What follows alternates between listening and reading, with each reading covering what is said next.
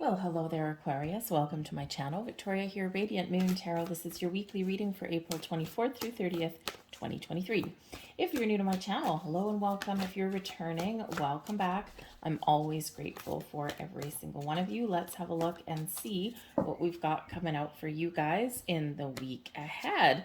If you do, by the way, find that you enjoy your reading, please don't forget to press that like button there, subscribe to my channel, hit the notification bell so you always know when something new gets posted, and leave a comment in the box down below. Say hello, where are you watching from, what's going on in your life. Because first off, we've got some wonderful energy. We've got abundance blossoming in your life. This is beautiful. So this is a time of abundance and prosperity for you. Now, the abundance, of course, means a lot of something, right? All of your needs are met plus extra.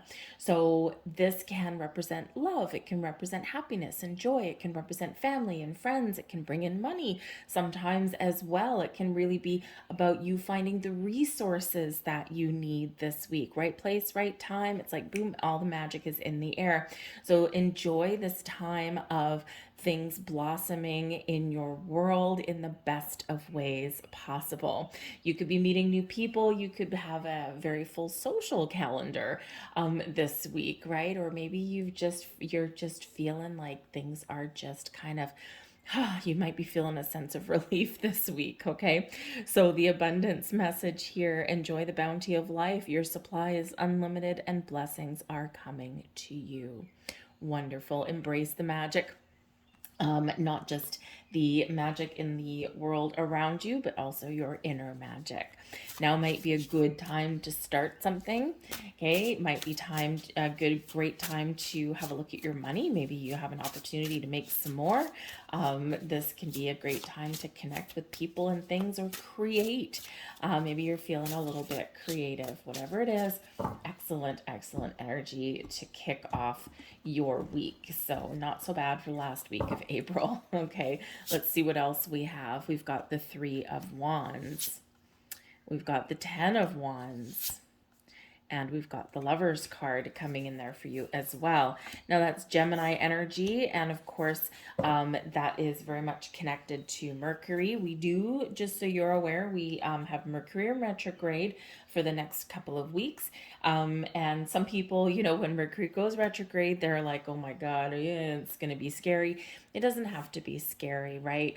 Mercury invites you to slow down a little bit, okay, to revisit things, to double check things, to be a little bit more cautious and pay attention to the details, okay? Just take extra due care and attention with your communication. You might get a second chance at something. Sometimes Mercury does that, okay? Maybe you give something a second thought, right? And going back to the drawing board may actually benefit you in some way.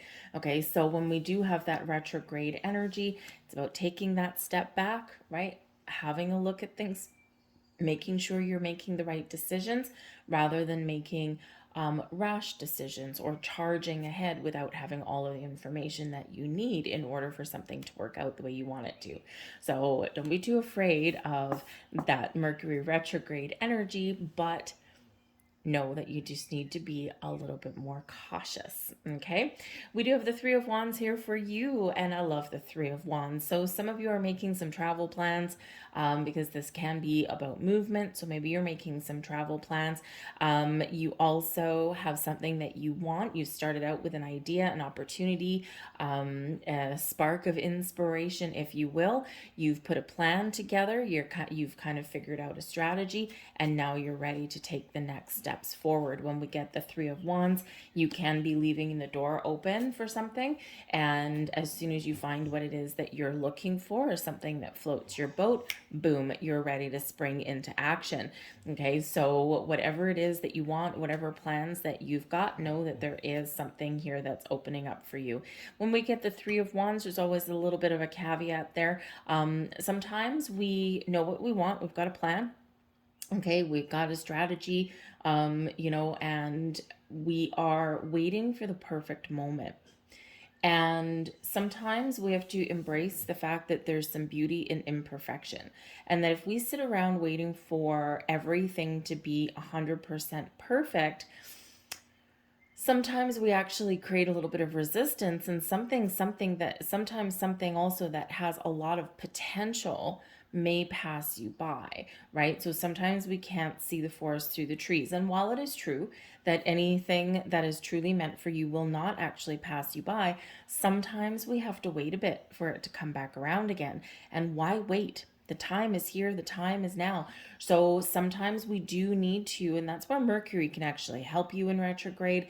Sometimes we do need to, we know what we want, but then we take that step back when we do have a door opening or we have an opportunity, and we're looking and we're going, okay, if I was to embrace this opportunity, where could that possibly lead me? This looks interesting, right? So it's kind of like keeping that open mind a little bit and just taking your time to kind of assess the situation a little bit more than maybe you normally would have. Okay, but then know that, this just kind of opens a couple extra doors for you. And usually, Aquarius, you're pretty good at looking into the future. You're pretty good at making those long term plans sometimes, and you're pretty good at seeing that big picture, but sometimes we get caught in the weeds. So just be a little bit aware of that energy. But it feels like there is something exciting that you're doing or something that is going to benefit you in some way. Now, we do have the Ten of Wands coming in here as well. And I will say the middle of the week, we do have a little bit of a hiccup in the energy for some people, probably for about 2/3 of the signs so far. Everyone's got just this little bit of a speed bump right in the middle of the week, and it may have to do with the fact that the moon is actually squaring off with Jupiter a little bit. And Jupiter, of course, does bring expansion and growth and abundance and luck and things into our lives. It also brings some wisdom, right? A little bit of spiritual energy there. And so sometimes what happens, in that particular energy, we can kind of just feel like things have either slowed down a little bit, or it's like we might be a little bit uncertain about things, or we might feel a little bit blocked, okay, in that energy.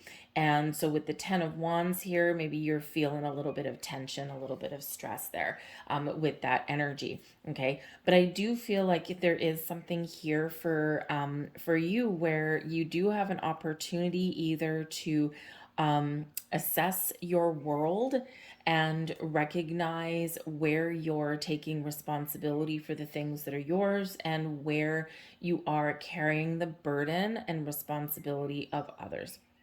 And the Ten of Wands does really kind of bring that to the forefront for us. Okay, so you could actually have a little bit of an epiphany by the middle of the week, right? Because, here you are in this Ten of Wands energy, you got a monkey on your back, right? In this case, you got a big old bear on your back. Okay, and, this is heavy, right? Imagine carrying a bear on your back while still trying to move forward and get things done. It's not going to work out so well, right? And so, there could be some stress. You might be feeling the pressure of things, okay? And sometimes, Aquarius, this is the pressure that you put on yourself, okay? And so how do you throw that bear off, right? What do you need to do? Sometimes we just need to pause. We need to take that step back, and we just need to kind of reassess, or we just need to recognize that you're only human, Aquarius, and that sometimes you just need to do things one day at a time. But the Ten of Wands does invite you to look and see where you do need to put up some boundaries, or what you can let go of, okay, so that you can free up your energy, so that you can, kind of feel a little bit more alive. But the Ten of Wands certainly doesn't need to be a negative energy, because it may be that with the Three of Wands at the beginning of your week, your Ten of Wands, you've got some things that you need to get done this week, and you need to put a lot of effort into getting those things done. And the Tens are endings, right? So this is where we complete our tasks that we need to do. So I feel like here your hard work is going to pay off. Maybe you're putting in a little bit of overtime this week so that you can afford to go on a vacation, or that you can do something a little bit fun, or take some time off, even if you just stay at home. Okay, maybe you want to spend some time with some people around you that you really care about, right? Whatever that is, you might just be needing to put in that effort and that hard work to get things done in the way that you want to get them done. All right, so prepare to prepare to put in a little bit of energy to something, but it will pay off for you there in the end. The Ten of Wands can also represent that you are going to be rewarded for something that you've put that time and energy into. Okay, because the Ten of Wands can sometimes be where you have gotten yourself to a certain point and you're ready to level up. You're ready to take the next step, take more responsibility. And so, especially like, your job, your workplace, okay, maybe this is the time for you where, your efforts are rewarded. There might be a new job available for you. There might be a promotion available for you. Maybe there's an opportunity to take the lead on a project or lead a department or something like that. Could be something there where you've worked hard to achieve it, and sometimes when we work hard for something and we're good at something, we get rewarded with more work. But I feel like here in this energy that even if there's an opportunity that does come with more work, I think that will bring you some recognition as well on some level, whether it comes in the form of money or whether it comes in the form of just being recognized for the hard work that you've put in. Depends on your circumstance, right? So but I do think that some of you are probably having a look at the boundaries that you've put up in your life, or where you need to put your foot down and draw that line in the sand. Because Aquarius, you're helpful, right? You always think of others. You're the humanitarians of the group, right? And sometimes in that energy, because you come from a place of good, you come from a place of wanting to help people, and sometimes people take advantage of that, and sometimes you kind of take on more than you should, right?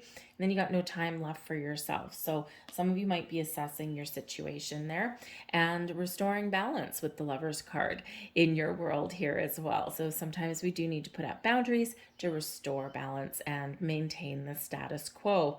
But we already did talk about the Gemini energy and the Mercury influence here with the Lover's card. I feel that with this energy, you do have the ability to assess things, to take a look at things, and to really restore some harmonious atmosphere, some really positive vibes around you. Now, the Lover's card does represent partnerships of all kinds. So this can be where you get together with friends, with family. Maybe you, focus on your relationship with a significant other if you have one, or if you don't have one, you never know. You might be meeting somebody new, making a new connection somewhere along the way. But the Lover's card is where we do feel connected, okay? Or we do focus on our relationships, our partnerships of all kinds, including the partnership that you have with your higher self. Okay, so you might be just again feeling like things are coming into alignment for you. You might be really, really spending some time with yourself in this energy, connecting with yourself on a higher plane, so that you can, sometimes we work really hard, we put in all of this energy, and then we feel disconnected from our spiritual self. So sometimes we do need to retreat a little bit, or we do need to spend a little bit of time with ourselves, right? It's like, I'm going to date myself today, right? And sometimes that's a really good thing. Okay. It's good for your soul, right? And you do need to recharge your batteries every once in a while, Aquarius, right? Some of you are, very much out there. You're very sociable, but a lot of you, if you don't have that time to spend with yourself, to reconnect with yourself, and to, rejuvenate and recoup your energy, and then things just aren't quite right in your world. So you may be doing that there. But the Lover's card can certainly represent deepening of bonds with people around you. So this may be where you do spend some time with your loved ones on the weekend, whether it's romantic, friendships, family ships, whatever that happens to be. And again, there might be a potential to meet new people. Okay, whether it's new friends and things, or whether it's new romantic interests there as well. But the Lover's card can also speak to business partnerships as well. So, so again, there might be something there that's really kind of shifting for you in a very positive way, or a door opening for you in a positive way, with that Lover's card, right? Think about partnering up with a company that really does suit your values, and your needs, right? It's not necessarily a matter of going to work every day to any old job and bringing home a paycheck, right? Which is what a lot of us do. It's what out of necessity. But you may have an opportunity here to partner up with a company or person or people where they share your same values, they share your same outlook. So maybe they give back to the community. Maybe they are environmentally friendly, right? That kind of thing. Their values, their core values in the company may really be in alignment with yours, right? So there might be something very wonderful there. But I do feel a little bit of love in the air with that Lover's card, and there might be an important decision for some of you to make, because the Lover's card used to be called the Choice card, right? Decisions, matters of the heart. Really making the right choice for yourself based on your intuition, your feelings, right? What it is you desire, what it is you want, and what's going to make you happy. So I think there might be something very important that you need to decide. Your advice from Spirit. Hey, look at that, love in the air. We've got the Ace of Cups. Now, we love the Ace of Cups.